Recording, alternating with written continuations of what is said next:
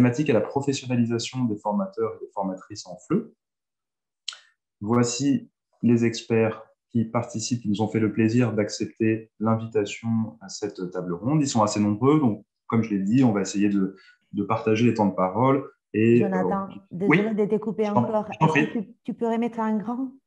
Parce que C'est pas en là, grand. non, c'est pas Oui, un plein écran. d'accord. Comme ceci? Voilà, C'est mieux? c'est mieux, merci. D'accord, je t'en prie. Voilà, donc je présente assez rapidement les différents participants. Donc Michel Béret, encore désolé pour la faute d'orthographe sur votre nom, qui nous vient de l'Université de Mons, qui donc, appartient au monde de la recherche, qui est professeur en didactique des langues et des cultures, mais qui a aussi été longtemps sur le terrain avec des apprenants, notamment des réfugiés, et qui continue de travailler avec des centres d'intégration en Wallonie. Il intervient également dans des formations de formateurs. Nous accueillons Cathy De Keyser qui travaille pour la Commission communautaire française, donc un acteur institutionnel de la région Bruxelles-Capitale, au service de la cohésion sociale, et elle s'occupe plus particulièrement de l'organisation, enfin de la mise en place des bureaux d'accueil et des cours de langue, donc des formations linguistiques dans le cadre du parcours d'accueil qui existe depuis 2016 en région Bruxelles-Capitale du côté francophone. Nous accueillons également Thomas Lenoir du CRI, du Centre régional d'intégration Verviers, donc également membre d'une institution. Lui-même est chargé de projets en insertion socio-professionnelle.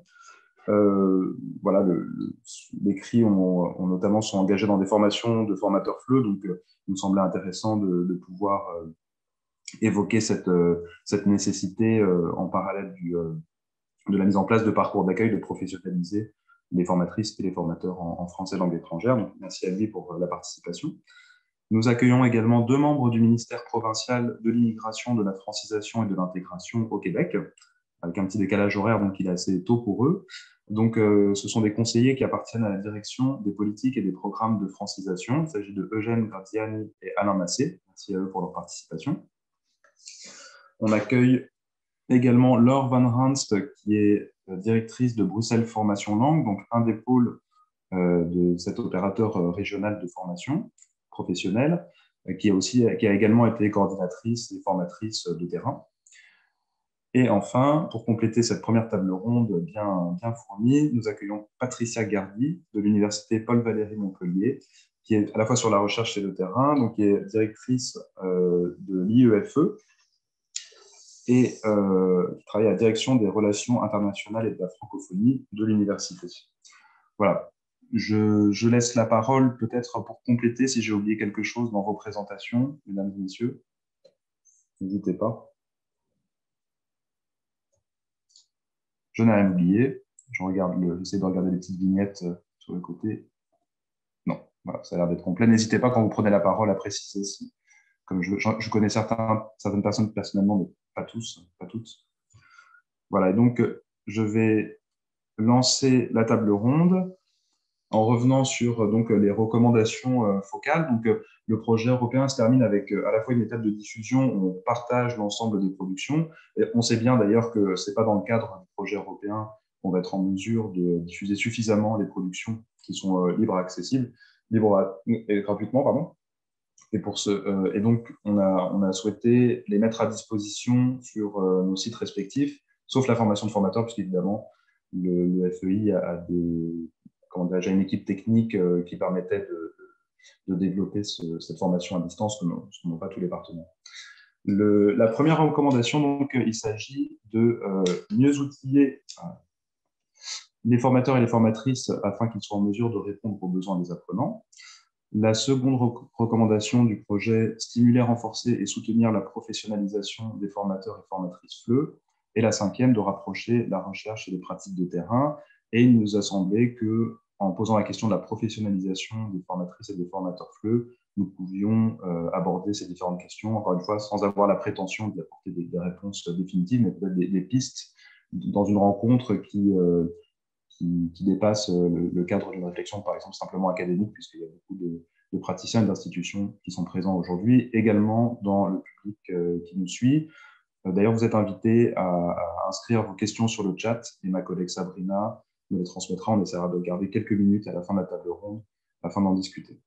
Les 3 questions que nous proposons aujourd'hui, donc c'est faut-il spécialiser les formatrices et les formateurs ou les outiller pour qu'ils soient en mesure de s'adapter à tous les profils d'apprentissage, et notamment les publics cibles du projet focal. Quel rôle peuvent jouer les acteurs institutionnels pour contribuer à favoriser le développement des compétences des intervenants en pédagogie? Donc, question qu'elle sera probablement plus pour les agents institutionnels qui sont présents. Et enfin, quelles sont les collaborations possibles entre la recherche et les acteurs de terrain sur les questions d'apprentissage, de la lecture-écriture des adultes allophones? Voilà, j'ai quelques questions de relance au cas où ça ne suffirait pas, mais je crois qu'on couvre ici déjà des questions qui mériteraient des développements nettement plus amples.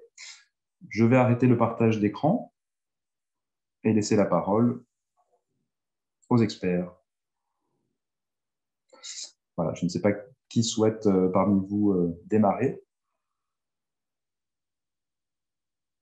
N'hésitez pas à ouvrir vos micros, allumer vos caméras.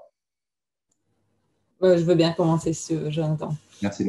Par contre, moi, je veux bien que tu remettes la question à l'écran, si c'est possible, que c'est plus facile pour nous. Moi, c'est la première question qui m'a le plus interpellée et où je me sens la plus concernée. Donc, je vais peut-être juste me représenter. Je m'appelle Laure Van Rens et je suis directrice du pôle formation langue à Bruxelles Formation. Donc, on donne des formations en français, néerlandais et anglais aux chercheurs d'emploi. Ce qui est important, c'est que pour le français, c'est vraiment du FLE chez nous. Et donc, ce n'est pas ce qu'on appelle l'alphabétisation. Et donc, nos stagiaires, on les appelle des stagiaires chez nous, qui viennent, sont des gens qui ont déjà été scolarisés dans leur propre langue, dans leur pays, jusque, je dirais, au moins 12-15 ans. On essaie de ne pas prendre en dessous de 15 ans. Ça arrive. Alors, après, ça dépend des pays, ça dépend des personnes, etc.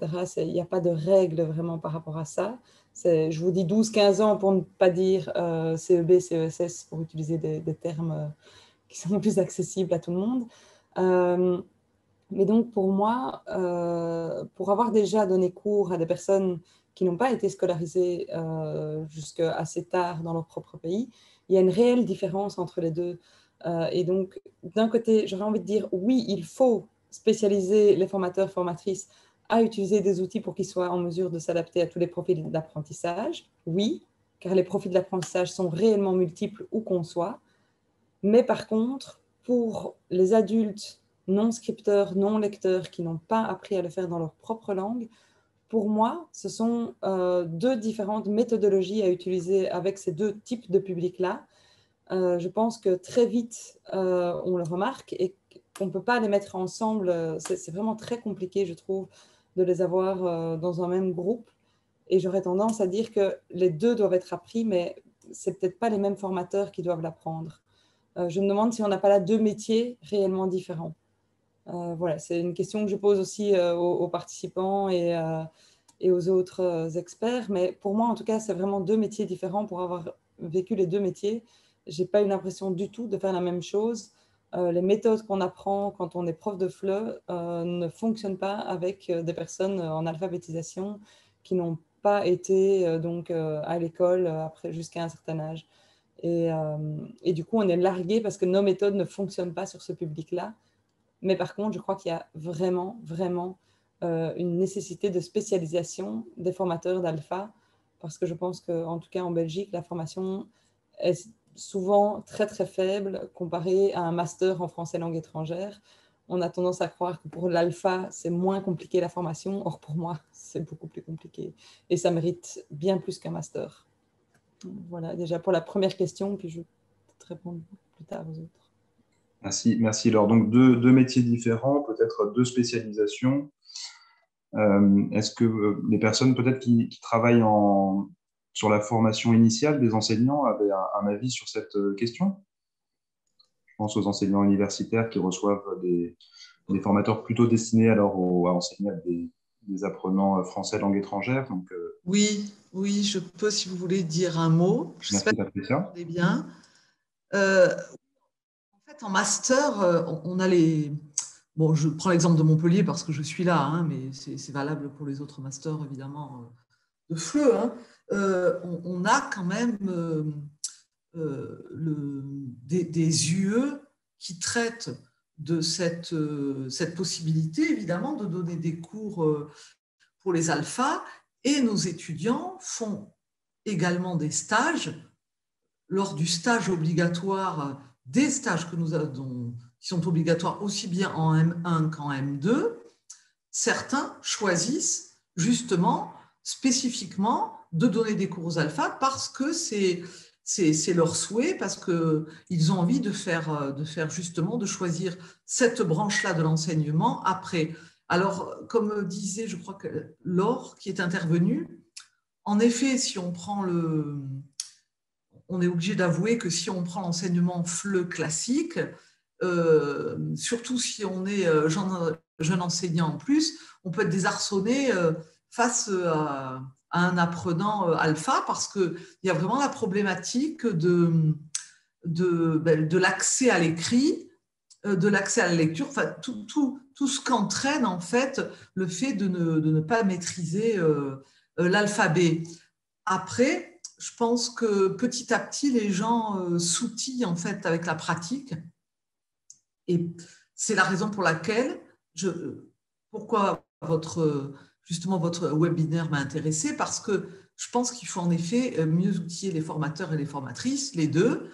Et surtout, alors là, vous n'avez pas donné la définition de formateur et formatrice. Alors, je voudrais juste faire une petite remarque, c'est que dans le panorama français des gens qui sont en contact et qui enseignent aux alphas, vous avez des gens qui ont donc eu un master FLE, qui ont suivi l'UE correspondant à cet enseignement spécifique ou pas, mais vous avez surtout énormément d'associations avec des bénévoles. Et là, on se retrouve devant vraiment un écueil parce qu'à l'Université Paul Valéry, là, on a un programme d'accueil des personnes en exil, des étudiants en exil, hein, quel que soit le statut, et ils peuvent rentrer en A1, bon, jusqu'en C2. L'obligation, c'est d'avoir un diplôme d'études secondaires et d'avoir un projet de poursuite d'études. On se rend compte que déjà, ces étudiants-là, qui ont suivi un cursus chez eux, scolaire, jusqu'au baccalauréat, certains arrivent et, compte tenu de beaucoup d'éléments que je ne développerai pas ici, se retrouvent presque en état d'étudiants qui découvrent, comme s'ils étaient en situation d'alphabétisation alors qu'ils en sont bien loin, parce qu'il y a tout ce qui les entoure, qui les bloque dans leur apprentissage. Alors, quand on se retrouve avec les bénévoles, puisqu'on intervient, vous parliez du lien, je crois que c'est la question 3, entre justement recherche et… En fait, là, j'ai fait un appel à projet qui a été financé pour former les bénévoles d'un organisme en France qui s'appelle la CIMAD. Donc là, c'est la CIMAD à Montpellier, donc ce sont des bénévoles et avec beaucoup d'alpha. Et en effet, là, on se retrouve avec un grand nombre, moi je les appelle aussi des formateurs, hein, bénévoles ou pas. On a des formateurs payés, d'autres qui ne le sont pas. Ils font une formation aussi auprès de tous ces publics-là. Et ils sont dans une situation catastrophique parce qu'en fait, quand ils arrivent là, les outils donnés sont faibles. Certes, nous avons des publications de méthodes, il y a de plus en plus maintenant de publications de méthodes concernant les gens en exil, la migration, etc. Mais il faut les codes. Et quand déjà, dans le cadre des bénévoles, ils n'ont pas forcément les codes parce qu'ils ne sont pas enseignants. Et parmi les formateurs, j'allais dire, vraiment licenciés en tant que formateurs, eh bien justement, suivant le profil d'études, ils se retrouvent également avec des difficultés. Donc, je pense que vraiment, moi qui suis à la fois praticienne et à la fois formatrice en master, je me rends compte du lien, mais essentiel à faire entre la recherche et le terrain. Et je dirais qu'il faut qu'il y ait un lien parce qu'on ne peut pas publier des travaux de recherche sur cette thématique, même si c'est à la mode, sans faire du terrain en même temps. Parce qu'on se retrouve avec des outils qui ne sont absolument pas effectifs. Donc, il y a un moment où en effet, il faut vraiment, parce que la recherche, quelquefois, elle est hors sol aussi, hein, et il se trouve que cette recherche-là ne peut pas l'être. elle doit s'appuyer absolument sur du terrain, sur des praticiens, et on ne peut pas se contenter de dire oui, on va faire des outils et ça va fonctionner. Il faut les outils, il faut le guide pédagogique qui va avec les outils. Parce Merci Patricia, oui, effectivement, je pense que… Oui, Oui. excusez-moi Patricia. Oui, je vous remercie. Bah, effectivement, je pense que c'est une des pistes, hein, c'est de lier le terrain à la recherche et de faire en sorte qu'effectivement les praticiens soient présents dans ce domaine. Peut-être que aussi du côté de la formation continue, mais Thomas, c'est peut-être sur le point sur lequel vous vouliez réagir, sur la nécessaire offre de formation continue qui doit être exister ou être développée. Oui, moi je voulais réagir sur le fait que c'est vrai que c'est deux métiers différents de donner des cours d'alpha ou de FLE. Donc pour resituer d'où je parle, donc moi je viens d'un centre régional d'intégration de Verviers et les centres régionaux, donc il y en a 8 en Wallonie, nous on doit coordonner le parcours d'intégration pour les primo-arrivants. Et dans ce parcours d'intégration, qui est bien sûr pas le même qu'en Flandre ni qu'à Bruxelles, il y a un axe apprentissage de la langue. Et on s'est rendu compte, donc nous en tant que CRI, on n'est pas des pédagogues, on n'est pas des formateurs, mais on suit les primo-arrivants. Donc on est vraiment l'interface, le lien entre les opérateurs d'apprentissage de la langue et les primo-arrivants qui doivent suivre ce parcours d'intégration. Et on s'est vraiment rendu compte qu'il y avait c'était pas la même chose de faire de l'alpha et du FLE, et ça a été même retranscrit dans la législation de politique publique de la région wallonne qui demande aux opérateurs justement qu'il y ait des groupes homogènes en termes de niveau de langue. Donc on n'est pas des alphas, donc des personnes non scolarisées et non francophones avec des personnes qui ont suivi un haut degré d'études. Et donc, pour ce faire, nous, ce qu'on a fait pour professionnaliser le secteur en tant que CRI et pour l'ensemble des 8 autres CRI de la Wallonie, c'est de créer le portail de l'offre en alphabétisation et en français langue étrangère, qui est un site qui reprend toute l'offre de formation en langue pour les primo-arrivants. Donc, c'est un outil aussi bien pour eux que pour les professionnels pour les orienter beaucoup mieux. Et un travail qui était important de faire, c'était de se mettre d'accord sur les 3 catégories, les 3 niveaux. Donc, nous, on parle d'alpha FLE ou d'alpha oral, donc pour les publics non francophones et non scolarisés. Donc, il y a vraiment des personnes analphabètes, voire illettrées, même dans leur langue d'origine. On appelle le FLE de base pour ceux qui ont le niveau primaire et un peu plus. Et puis après, le FLE pour ceux qui ont réussi les primaires et qui ont fait un peu plus d'études. Donc, c'est vraiment pour dire que ce que vous dites, nous, on l'a vraiment ressenti par les opérateurs et on essaye, en tout cas dans notre perspective, de permettre aux apprenants de ne pas perdre de temps et d'être au bon endroit au bon moment, d'avoir des groupes, en tout cas le plus possible, qui soient homogènes en termes de niveau de langue pour pas qu'on ait une personne analphabète illettrée avec dans son groupe 5 personnes qui ont suivi des études universitaires, que ce soit en Syrie, en Afrique de l'Ouest ou en Asie, et inversement, d'avoir quelqu'un qui a fait des hautes études dans son pays d'origine qui se retrouve avec des personnes qui n'ont pas du tout été à l'école dans leur pays d'origine.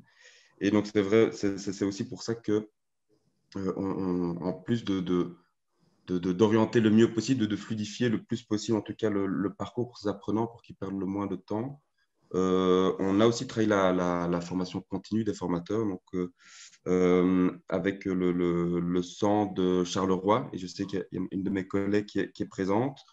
On a créé ce qu'on appelle la formation de formateurs en FLE, qui est constituée de 180 heures théoriques et 30 heures de stage, et qui est un des seuls diplômes qui permet d'être formateur de FLE dans le secteur d'intégration en Wallonie, en plus des cursus classiques que les universités et les hautes écoles peuvent fournir. Et à côté de ça, on a un autre opérateur avec qui on a beaucoup de contacts, qui est Lire et Écrire, qui, eux, donnent des formations de formateurs en alphabétisation. Et donc, on essaye, tant bien que mal, d'arriver à avoir des connexions, parce que même si ce n'est pas les mêmes métiers, ben, ça reste souvent des publics souvent similaires. Donc, souvent, les publics passent de l'un à l'autre.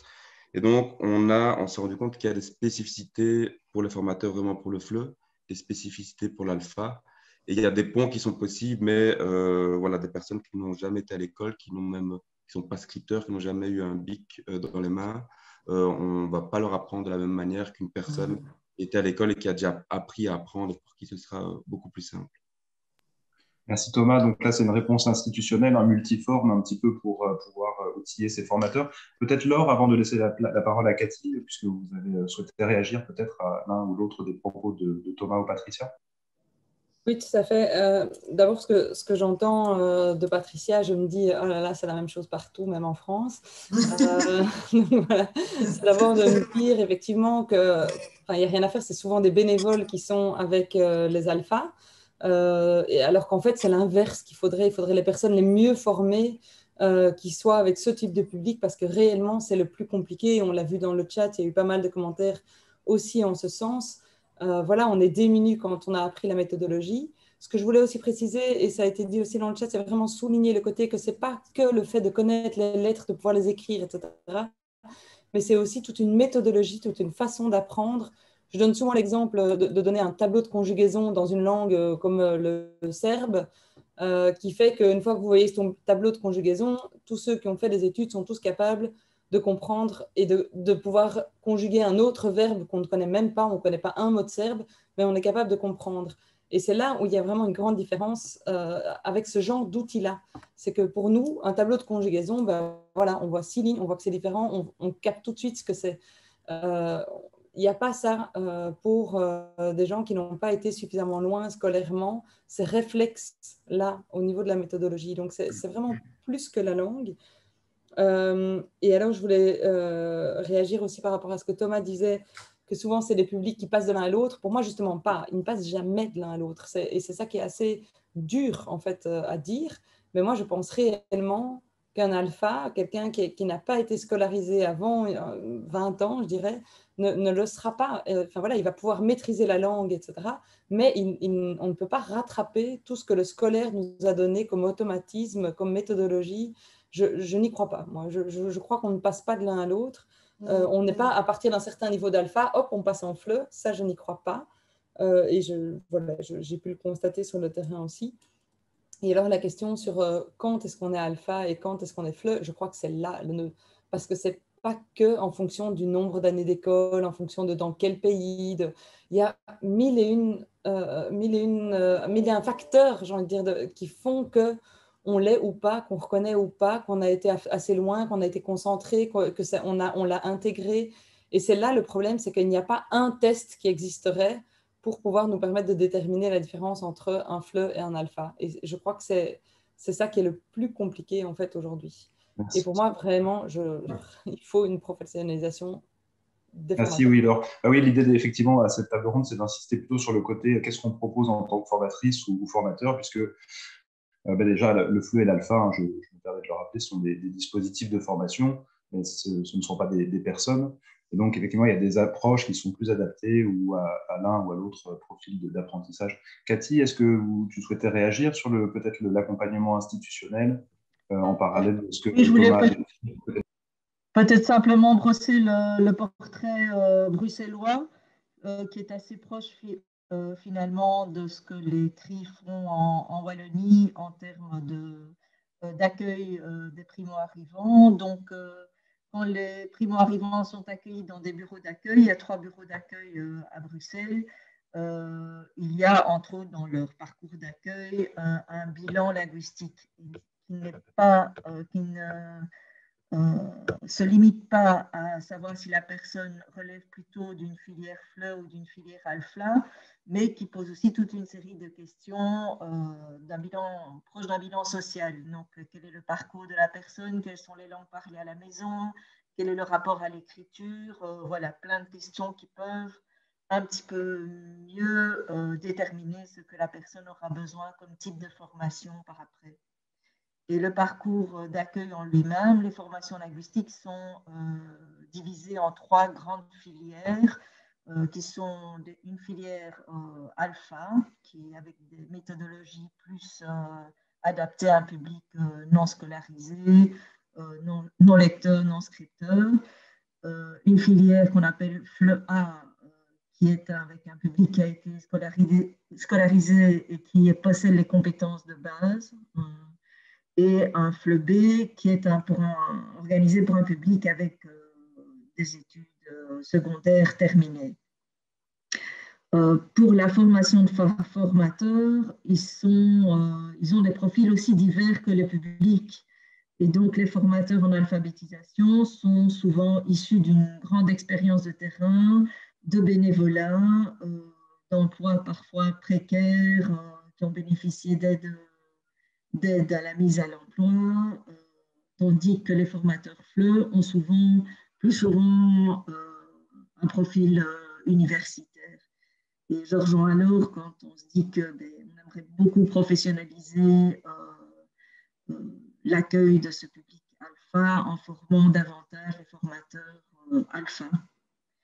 Et aussi avoir des outils peut-être mieux adaptés à ce public qui se trouve un petit peu entre les deux, qui a terminé, on pourrait croire qu'ils ont les compétences de base, mais voilà, où il y a encore des gros manquements. Et donc, c'est important que les formateurs puissent, aussi bien les formateurs FLE aient connaissance des méthodologies alpha et inversement. Et, voilà, pour l'accueil en tout cas des primo-arrivants. Je pense que c'est important. Merci Cathy.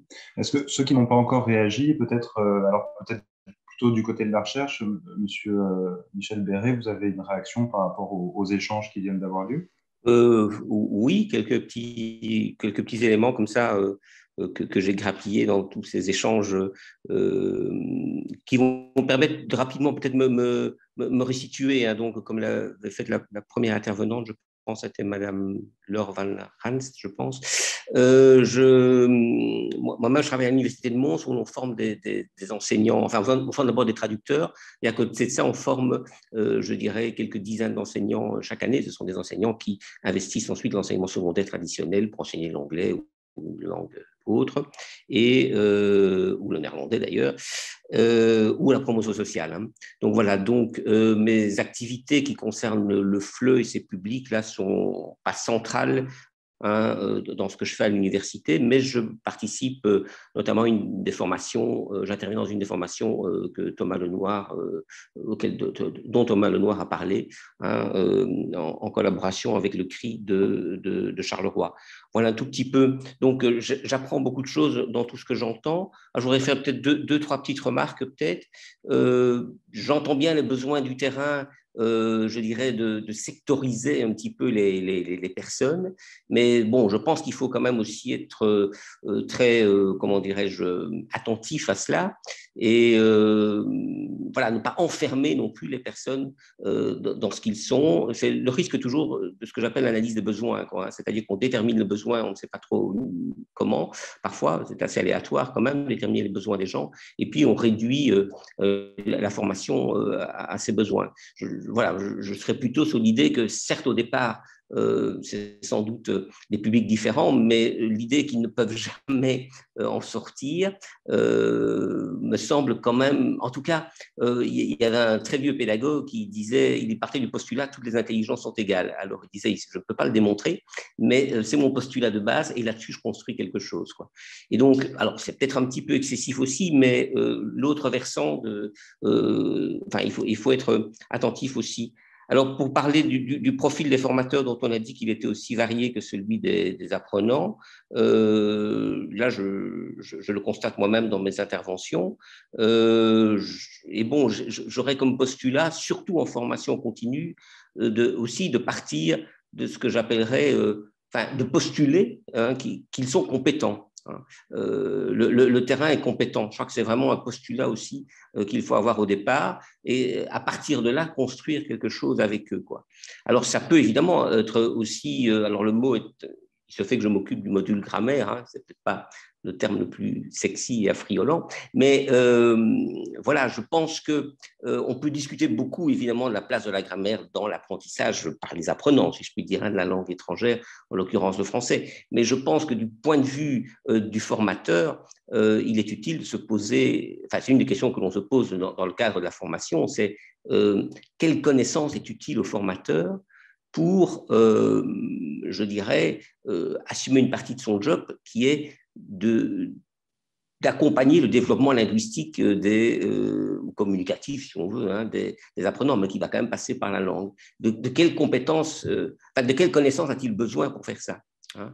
Et donc ça, c'est une question à laquelle on on s'évertue d'apporter des réponses dans la mesure où corriger, apporter de la remédiation, expliquer quelque chose nécessite une certaine compétence dans le domaine que l'on enseigne, en l'occurrence ici le français, quoi.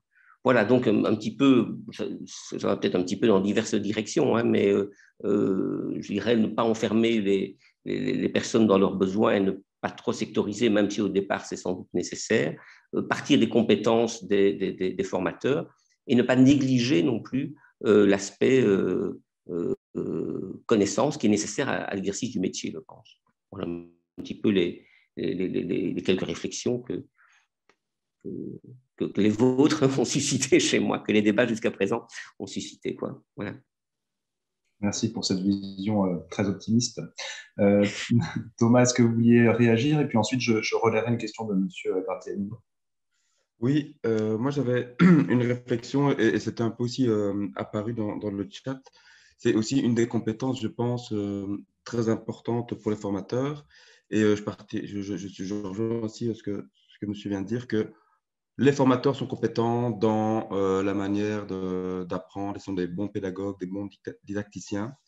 Mais une chose sur laquelle je pense qu'il faut aussi faire très attention, c'est les compétences au dialogue interculturel que les formateurs doivent acquérir parce que notre mode d'apprentissage est culturellement orienté et centré et on n'apprend pas de la même manière en Europe francophone qu'en Asie mineure, qu'au Moyen-Orient, que dans le Maghreb, que dans l'Afrique subsaharienne ou en Amérique latine.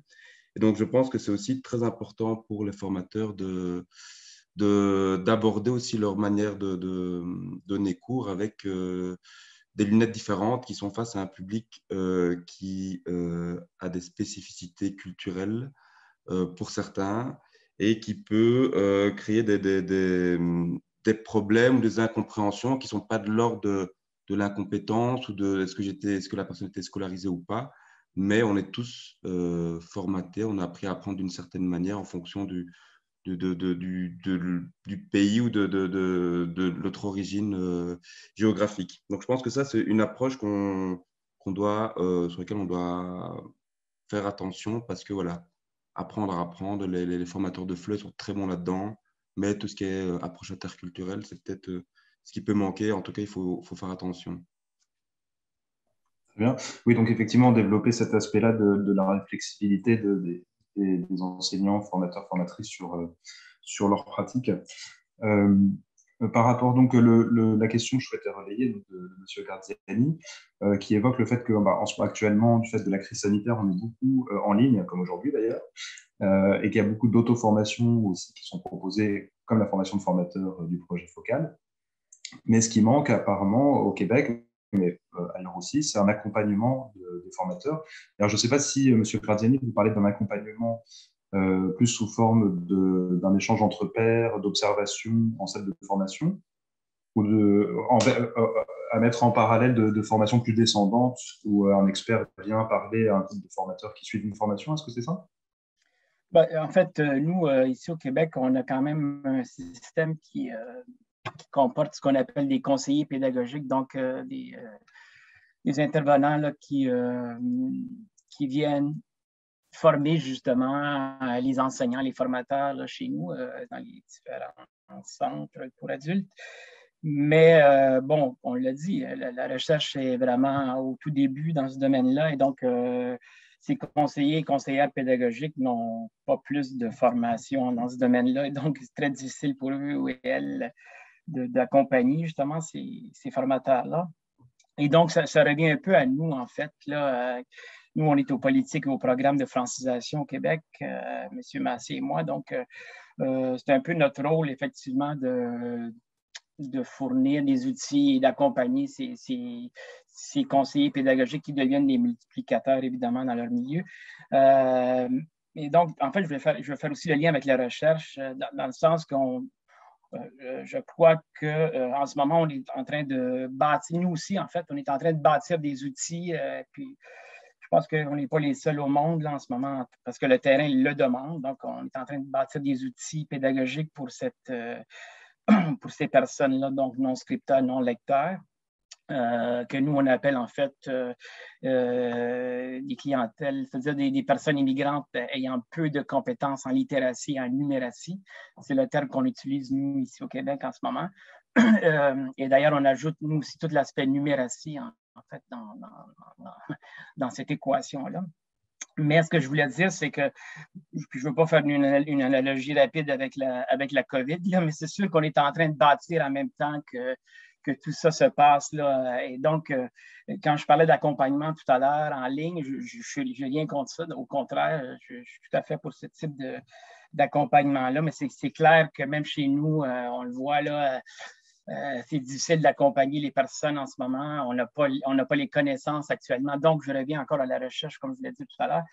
Je pense qu'il faut plus de recherche-action où justement on met à contribution les formateurs donc, dans ces types de recherches-là pour nous accompagner et pour en fait expérimenter ces nouveaux outils en place. Parce que là, on est un peu plus dans la question, on a besoin d'outils, donc on en conçoit, on en produit, mais qu'est-ce que ces outils-là donnent sur le terrain? Je pense que c'est la recherche qui va amener ces réponses-là. D'accord, merci. Alors, avant de passer la parole à Michel Berré, donc voilà, une des réponses serait d'intensifier les allers-retours entre recherche et terrain. Voilà, donc manifestement, les apports des institutions en termes de propositions de formateurs, de formation de formateurs, de financement, etc., soulèvent assez peu de questions. Donc c'est bien, on ne taquine pas trop nos partenaires institutionnels aujourd'hui.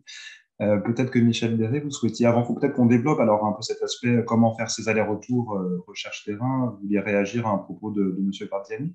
Oui, enfin, ma réaction elle était juste un tout petit peu en amont sur l'intervention de Thomas de Verrier, si mes souvenirs sont bons. Mais je peux, enfin, voilà, mais je suis tout à fait d'accord avec l'idée de prendre en compte ce qu'on appelle parfois les cultures éducatives des apprenants qui peuvent être très, très différentes. Je crois que c'est Gérard Vignier qui parlait de scénographie pédagogique différentes selon les aires culturelles, géographiques ou autres, et combien parfois ce qu'on estime chez nous comme à la pointe, si on veut, des réformes pédagogiques, notamment la pédagogie de la découverte, etc., pouvaient être des choses particulièrement insécures, un type de public absolument pas habitué à ce que l'on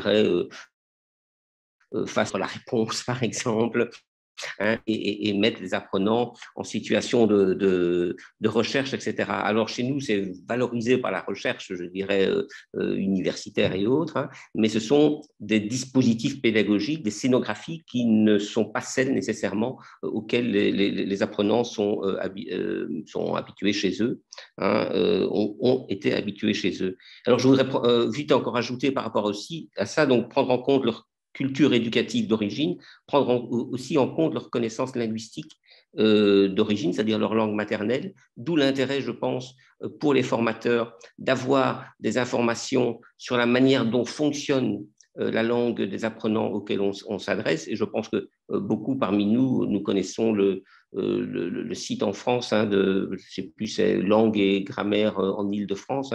Je peux mettre un lien dans le chat si l'on veut, qui recense pour l'Île-de-France environ, je pense, plus d'une centaine de langues parlées et propose pour chacune de ces langues une description qui, en 2 pages à peu près recto verso, qui permet, alors ce n'est pas du tout pour faire la grammaire contrastive en classe, c'est pour donner à l'apprenant quelques clés sur le fonctionnement de la langue de ceux auxquels il s'adresse, quoi.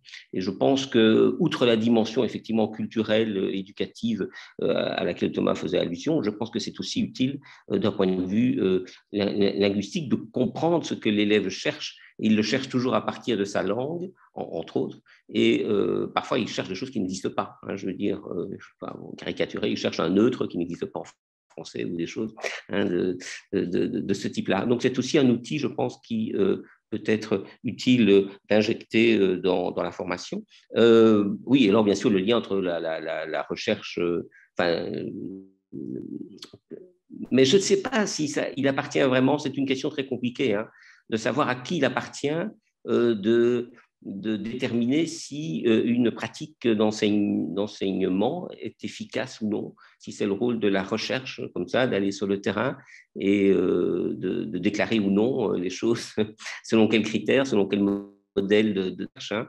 C'est pas si évident que ça, hein, de déclarer comme ça, entre guillemets d'en haut, que telle pratique est plus efficace que telle autre, quoi. Voilà. Pour les pratiques d'enseignement même, je pense qu'elles sont relativement peu. Je sais que les didactiques disciplinaires existent et se sont développées, on fait Flores depuis 20, 30 ou 40 ans à peu près partout, mais je constate que les pratiques sur le terrain sont finalement relativement peu influencées par ces recherches. Ce sont deux mondes différents et que les pratiques d'enseignement se transmettent plutôt ce que j'appellerais comme un métier. Hein. Ça se transmet comme on transmet un autre métier, hein, de bouche à oreille, échange de manuels, etc. etc. Hein. Donc, les réponses que peuvent apporter les recherches didactiques, voilà, c'est aussi un objet de recherche et de discussion, quoi. Voilà un petit peu quelques éléments parmi d'autres. Merci. On va plutôt répondre, on va plutôt donc, rebondir sur la deuxième partie de votre réaction, parce que la concerne plus les besoins et les dispositifs de formation pour apprenants. Évidemment, on est tous ici, j'imagine, très intéressés par les gens qui suivent les formations linguistiques, mais on essaye de se circonscrire les échanges sur cette table ronde sur la formation des formateurs. Et donc, un questionnement de Michel Béret sur l'utilité, effectivement, sur les liens que doivent avoir la recherche et le terrain. Laure, une réaction par rapport à des... Oui, c'est une réaction par rapport à ce qui vient d'être dit et qui avait été dit aussi dans le chat, par rapport à cette langue médiane dont on parlait dans le chat, et alors aussi à cette idée de mieux connaître la langue. Moi, j'avoue que personnellement, je ne suis pas pour l'utilisation d'une autre langue en cours de FLE ou alpha, mais par contre, clairement, je trouve que ce que M. Béret vient d'apporter, je trouve que ça, c'est formidable. Si on pouvait avoir des fiches qui expliquent vraiment pour chaque langue quelles sont les spécificités où nous, on peut faire les liens. Moi, je remarque en tout cas que quand je donne cours à des stagiaires qui parlent une langue que je connais, je sais à quoi il faut être attentif, je sais quels sont les faux amis, je sais les points sur lesquels ils essayent de se raccrocher, et donc ça aide énormément, évidemment. Et donc, je pense que si on avait accès à des fiches qui pourraient expliquer un petit peu comment est construite la langue de nos stagiaires, de nos apprenants, je pense que ce serait un plus. Et là, pour le coup, je pense vraiment que la recherche peut apporter beaucoup, beaucoup, beaucoup au terrain. Donc plutôt dans une situation aussi d'apport de la recherche, mais pas nécessairement de l'aller-retour des formateurs vers la recherche, de la recherche vers le terrain, etc. Je pense que pour faire une telle recherche, il faut aller sur le terrain et il faut voir, il ne faut pas que connaître la langue. Je pense qu'il faut connaître les difficultés que peuvent avoir des stagiaires de cette langue-là qui apprennent le français. Je pense typiquement dans un sens inverse, on sait très bien que les francophones ont toujours beaucoup de mal à comprendre en néerlandais la différence entre les verbes de position, parce qu'en français, c'est toujours le verbe être qui est utilisé, et en néerlandais, il y a 4 verbes de position différentes. Et donc, je crois que c'est vraiment ça qui nous permet de mieux voir sur quoi il faut insister, à quoi il faut être attentif. Mais donc voilà, je crois que c'est des allers-retours, hein, de toute façon. Mais en tout cas, je trouve ça très intéressant. Cathy ? Oui, moi je pense qu'il y a pas mal de fiches effectivement qui explicitent un petit peu le fonctionnement de chaque langue, mais il faut les communiquer aux formateurs qui sont en place depuis très longtemps, surtout en alpha à Bruxelles. Lire et écrire est sur le terrain depuis très longtemps, former des formateurs avec des formations de base et des formations continuées. Et je pense que voilà, outiller ces formateurs de plus d'explications mais il faut presque faire des binômes sur le terrain entre recherche et formateurs et vraiment réfléchir ensemble et avancer ensemble. Tant qu'on n'amène pas ça sur le terrain et qu'on n'expérimente pas, les formateurs continueront dans ce qu'ils ont l'habitude de faire. C'est compliqué de changer de pratique et d'évoluer. Toutes les matières plus liées à l'interculturalité, elles sont intégrées dans les formations de prof oral, notamment avec le certificat FLE, en didactique du FLE. Donc là, il y avait une discussion au départ de la mise en place de ces formations pour intégrer des notions interculturelles. Et donc, ça a fait l'objet d'un partenariat avec une structure spécialisée à Bruxelles, mais je crois que c'est nécessaire. Et donc, ce qui est nécessaire aussi, et ce qui fait beaucoup avancer les choses en matière d'accueil des primo-arrivants, c'est vraiment des groupes de travail constitués de formateurs qui réfléchissent ensemble à des problématiques qu'ils rassemblent et qui font évoluer les choses. Merci Cathy. Donc voilà, un accompagnement peut-être plus resserré, effectivement, au-delà de l'utilisation de production de la recherche sur le terrain. Et peut-être Thomas, et puis on va passer à une ou deux questions qu'on a retenues dans le chat. Oui, moi je voulais apporter un point, c'est peut-être un point de vue un peu plus disruptif de ce qui était vu. C'est que nous, en tout cas, dans les CRI, et voilà, c'est une tendance qu'on voit, et je pense que vous en reparlez avec Khalid dans la prochaine table de conversation, c'est de partir des besoins des apprenants, de partir sur leurs projets professionnels et leurs envies. Par exemple, nous, on rencontre beaucoup de personnes qui n'arrivent pas à passer leur permis de conduire parce qu'il n'y a pas de formation adaptée pour eux, ou qui veulent faire des validations de compétences, ou qui essayent des tests d'entrée de formation et qui ratent parce qu'ils ne maîtrisent pas le français, ils ne maîtrisent pas non plus les codes de formation. Ici, par exemple, passer un test du CELOR, pour certaines personnes, c'est compliqué. Et on a essayé de mettre en place, malheureusement, le Covid un peu cassé tout ça avec Volta, qui est la fédération des entreprises en électrotechnique. Et ils nous avaient contactés pour faire du FLE métier en entreprise pour les NEETs. Donc, encore une fois, c'est une catégorie bien spécifique du paysage des apprenants, parce qu'il n'est pas monolithique. Et l'idée, ils nous ont contactés pour qu'on trouve un opérateur pour aller donner un parcours de formation. Donc, c'était entre 15 et 20 heures de français, langue étrangère, qui était plus de la remédiation, parce que c'était des gens qui étaient déjà en travail, qui étaient déjà insérés. Mais donc voilà, c'est aussi pour dire que partir du projet de vie, je ne sais pas, une personne qui vient nous dire, voilà, moi je veux travailler dans tel domaine, de proposer du FLE ou du français adapté dans ce secteur-là, parce qu'il faudra peut-être qu'ils maîtrisent 1000 ou 2000 mots de vocabulaire spécifiques et pas faire de la grande littérature ou pas besoin de faire de la grande grammaire, mais juste ça pour pouvoir être inséré socialement, qu'ils puissent s'en sortir dans un milieu francophone, qu'ils puissent être vraiment être noyés de français et le mettre dans un cercle vertueux, parce que souvent, nous, on se rend compte qu'il y a des apprenants, ils passent d'opérateur en opérateur et ça fait 5 ans ou même plus qu'on les voit qui n'évoluent pas parce que soit ils n'ont pas de projet, on n'a pas réussi à mettre sur place un projet ou à répondre à leurs attentes, à leurs besoins. Donc, je pense que c'est aussi très important de nous, en tant que formateurs, enfin, moi, je ne suis pas formateur, mais de partir du besoin du public parce que c'est pour eux qu'on le fait, c'est parce que le fait d'apprendre le français en Belgique, c'est de pouvoir être autonome. Et l'autonomie, c'est de pouvoir travailler, c'est pour être inséré socialement, culturellement dans la société. Donc, je pense que c'est très important aussi de partir de leurs besoins à eux et pas juste de besoins d'apprentissage parce que, voilà, comme Michel Barré le disait, les formateurs en FLE, ils savent donner cours, ils sont excellents là-dedans. Moi, j'ai une grande confiance dans le secteur, mais partons du besoin des apprenants et prenons le risque aussi de sortir de notre zone de confort pour eux, dans leur intérêt. Merci Thomas. Donc oui, effectivement, les besoins et les partenariats, les sujets des deux tables qui arrivent. Michel Berry, une dernière remarque, et puis peut-être je vais poser une question qui est revenue plusieurs fois dans le chat. Oui, parce que bon, ça sort un petit peu de la thématique même de l'atelier, puisque je vais rebondir sur la question sur ce qu'a dit Thomas, parce qu'il existe déjà des travaux, c'est ça que je voulais dire, hein, notamment de Jean-Marc Mangiante, je crois que c'est l'université d'Artois dans le nord de la France, qui s'est amusé, si je puis dire, à faire des relevés linguistiques des besoins, par exemple, des ouvriers en bâtiment. Et donc, voilà, pendant 2-3 ans, on a fait des enquêtes sur le terrain, donc il y a des relevés comme ça, de centaines de mots et de structures qui sont utilisés dans tel ou tel contexte professionnel, etc. Voilà, c'est une approche qui existe, et des travaux sont effectués là-dessus. Moi, personnellement, comme j'ai dit tout à l'heure, hein, réduire les gens à leurs besoins, ça me paraît toujours quelque chose quand même, ça peut être un point de départ, mais je serais très prudent avec ça. Ça me fait toujours penser à la personne qui veut passer son permis de conduire uniquement pour conduire ses enfants à l'école, quoi.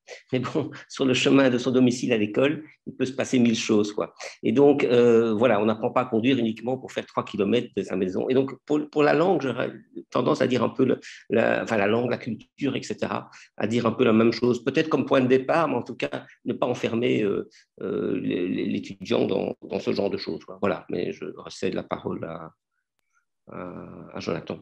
Merci Michel. Voilà, bah, encore, ça soulève encore des questions, effectivement, la place des besoins comme une accroche ou une visée totalisante en enseignement-apprentissage, qui est peut-être pas souhaitable, effectivement.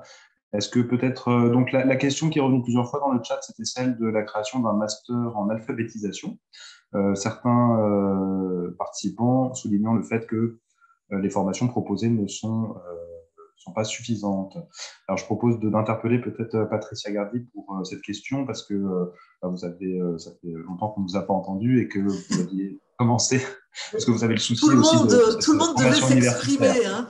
Tout le monde devait s'exprimer. Donc, je pense que, justement, on a vraiment des spécialistes qui sont 100% sur le terrain avec les alphas. Là, on parlait du CRIA. Nous, on a le CRIA 34 qui fonctionne très bien, puisque moi-même, évidemment, je me suis formée en plus de ce que j'avais pu recevoir comme formation à l'université, parce que peut-être, alors tout le monde n'est pas forcément d'accord avec ma vision des choses, mais moi j'estime qu'on ne peut pas séparer la pratique et la recherche. Donc, sous le nom de master pour les apprenants en français langue non maternelle, en fait, on regroupe toutes les filières, français langue étrangère, justement français pour l'intégration, et en fait, à la vérité, il manque, enfin, c'est un avis personnel et pas institutionnel, mais je pense qu'il manque justement une formation à la fois théorique et pratique sur ces publics-là, mais je pense aussi que personne n'a voulu voir que c'était un véritable enjeu à prendre en charge. Certes, il y a des études maintenant, mais je dirais que par rapport à notre politique d'accueil en France, l'accueil des étrangers n'est pas nouveau, et que finalement, par rapport à ce qu'on peut avoir comme offre dans la recherche, on a les recherches qui datent déjà assez longtemps. Après, M. Adami de l'Université de Lorraine a également approfondi, puisqu'il parle beaucoup de cette formation des nouveaux arrivants. Mais dans la réalité des faits, en fait, la connexion entre les gens de terrain et les gens qui pourraient formaliser finalement des méthodes ne se fait pas tant que ça. C'est-à-dire que c'est un peu une histoire de chapelle. Alors moi, comme je suis dans les deux, je sais qu'il faut que ça fonctionne ensemble et que c'est très important, mais on a aussi une politique particulière avec l'OFI. Hein. On se retrouve, les gens qui travaillent dans le secondaire, quelquefois, se retrouvent avec des enfants nouvellement arrivés, et dans une même classe, vous allez avoir des alphas et des gens qui sont fleux, et l'enseignant, il doit gérer. Donc, c'est très compliqué. Alors, prendre en compte les cultures éducatives, c'est une évidence. Le côté interculturel aussi, mais il y a une chose dont personne n'a parlé de l'enseignant pour essayer de gérer cette classe hétérogène. Et en fait, je pense que ce qui manque beaucoup aux formateurs, c'est le temps de faire ce qu'ils ont envie de faire, parce qu'il faut du temps pour préparer. Il faut du temps pour essayer d'avoir de nouvelles idées, pour essayer de faire lien. Et je pense que c'est ça. Avant un master alpha, moi personnellement, je serais tout à fait d'accord, mais avec des intervenants et pourquoi pas l'intention de praticiens, parce que moi je pense qu'il faut toujours un échange de bonnes méthodes, et que quand on discute avec les gens de terrain, ce sont des clés pour résoudre nos problèmes d'apprentissage. Et il faut s'appuyer sur les gens de terrain parce qu'eux ont la clé.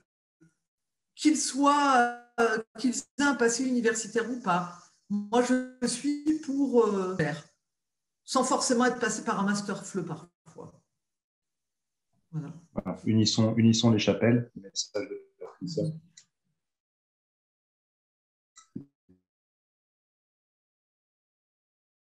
Question. On aura peut-être nous faire une petite synthèse. Je mets mon son, pardon, bonjour. Mais en fait, il y a eu beaucoup de questions dans le chat, mais les réponses sont arrivées naturellement, je pense. Une dernière question, Jonathan, ou pas? On a le Il nous temps ou reste pas? 4 minutes. 4 minutes.